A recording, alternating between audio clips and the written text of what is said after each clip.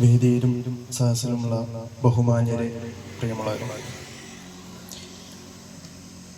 നമ്മുടെ രാജ്യത്ത് നമുക്ക് ഈയിടെയായി നഷ്ടപ്പെട്ട, നികത്താനാവാത്ത രണ്ട് നഷ്ടങ്ങളുടെ വ്യക്തിത്വങ്ങളുടെ അനുശോചന യോഗത്തിലാണ് നാം എല്ലാവരും ഇന്ന് ഒത്തുചേർന്നിട്ടുള്ളത്.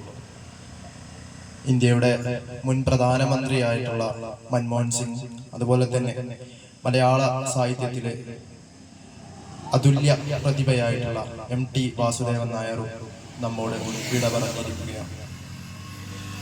രണ്ടുപേരെ അനുശോചിക്കുമ്പോൾ അവരെ കുറിച്ച് വാ തോരാതെ നമുക്ക് പറയാൻ വേണ്ടി സാധിക്കും.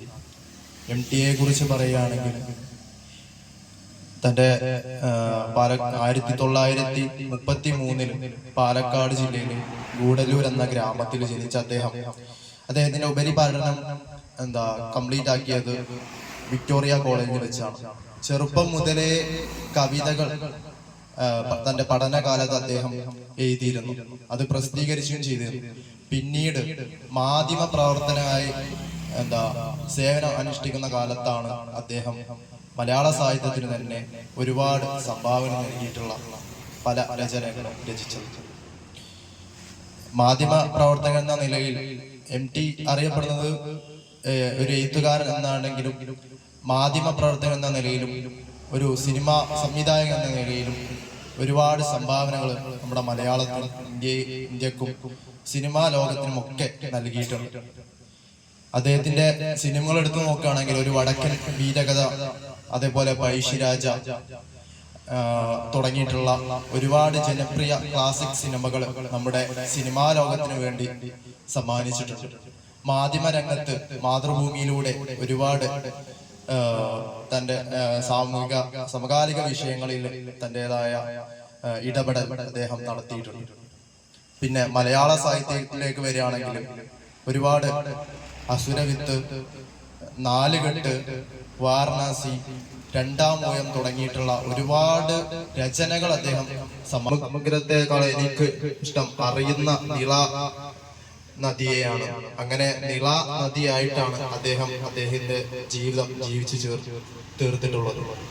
നമ്മളൊക്കെ ഇന്നത്തെ കാലത്ത് വായനയും അതേപോലെ എഴുത്തില് ശ്രദ്ധ ചെലുപ്പിക്കാനും മടി കാണിക്കുന്ന ഈ ഒരു കാലത്ത് MT പ്രസക്തമാണ്.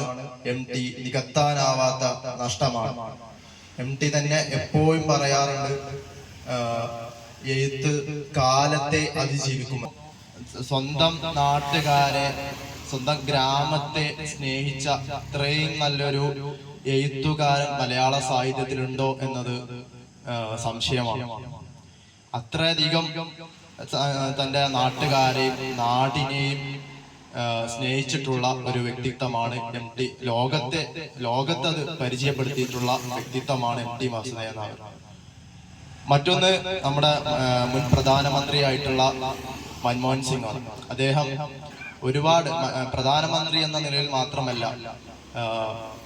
ലോകബാങ്കിന്റെ ചീഫ്, റിസർവ് ബാങ്ക് ഗവർണർ, ഇന്ത്യയിലെ തന്നെ അറിയപ്പെടുന്ന ഒരു എക്കണോമിസ്റ്റ് ആണ്.